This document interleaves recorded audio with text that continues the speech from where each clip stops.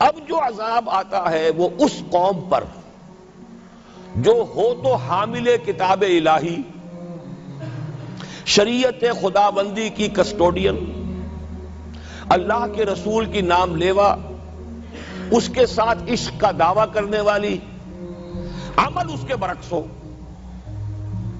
حالانکہ اللہ نے اگر اسے وہ مقام دیا، اللہ نے اس کی طرف رسول بھیجا اور اسے رسول کے امتی بننے کا شرف عطا کیا، اسے اپنا کلام دیا، کتاب دی، اسے اپنی شریعت دی، تو کس لیے دی؟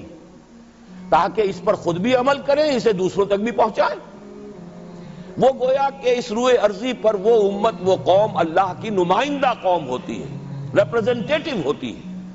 اے انسانوں، ہمارے پاس ہے تمہارے خالق اور مالک اور پروردگار کا قانون، ہمارے پاس ہے اس کی ہدایت، ہمارے پاس ہے اس کی کتاب، ہمارے پاس ہے اس کے رسول کا اسوہ۔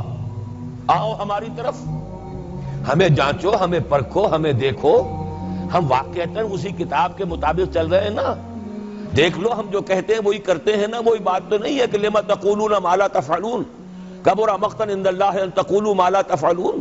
آؤ دیکھو، ہم نے اس کتاب کے مطابق، اللہ کی ہدایت کے مطابق کیسا اچھا معاشرہ بنایا ہے، کیسا انصاف ہے، کیسا امن ہے، کیسا بھائی چارہ ہے، کیسی اخوت ہے۔ آؤ دیکھو ہمارے ہاں تقسیم دولت کا نظام کتنا صحیح ہے۔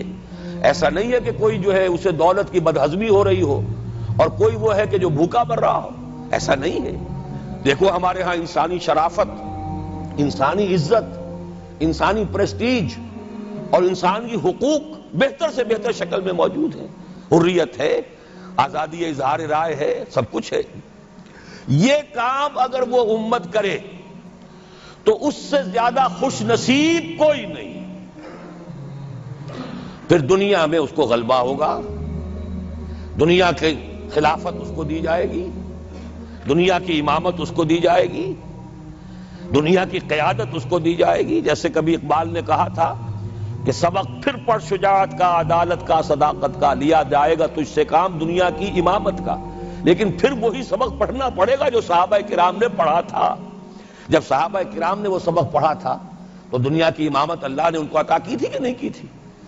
اگر تو اس کے مطابق عمل ہے تو ان سے زیادہ اللہ کو محبوب کوئی نہیں، اور اگر طرز عمل برعکس ہو جائے، کہیں کچھ اور کریں کچھ اور، کہیں یہ کہ قرآن پر ہمارا ایمان ہے اور اس کے قانون کو نافذ نہ کریں،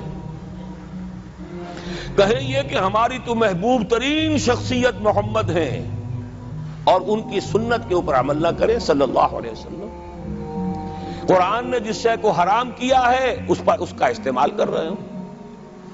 اگر طرز عمل یہ ہو اور یہ طرز عمل اس حد کو پہنچ جائے کہ دنیا تانے دے یہ مسلمان، کہاں اسلام دنیا میں ہمیں دکھاؤ، کہاں اسلام؟ یہ مسلمان کیا اسلام پر کاربند ہیں؟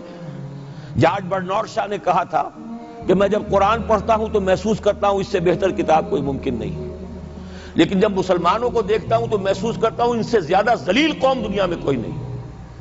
یہ کنٹراسٹ ہے جو ہم اپنے وجود سے پیش کر رہے ہیں۔ کیا اس کی وجہ سے لوگ اسلام کی طرف راغب ہوں گے یا اسلام سے متنفر ہوں گے؟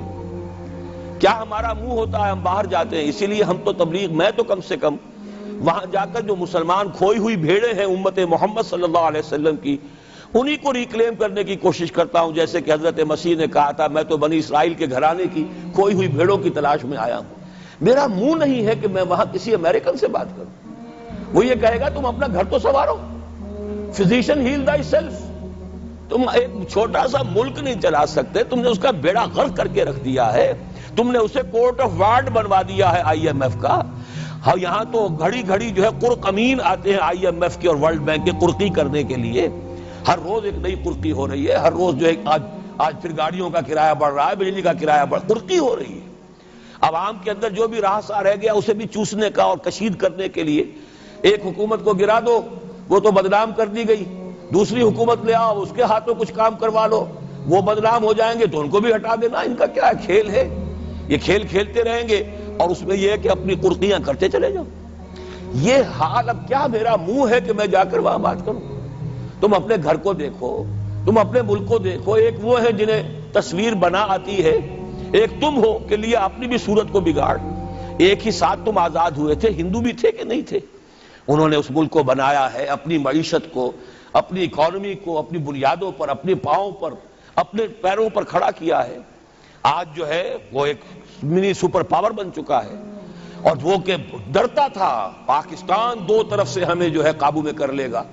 پہلے تقریباً 20 برس جو ہیں ہندوستان کے، بھارت کے کانپتے ہوئے گزرے ہیں پاکستان سے، اب 30 برس سے جو صورتحال ہے وہ آپ کو معلوم ہے۔ تو صورت یہ ہے کہ جب کوئی قوم جو امت مسلمہ ہو یہ طرز عمل اختیار کرتی ہے تو عذاب اس پر آتا ہے۔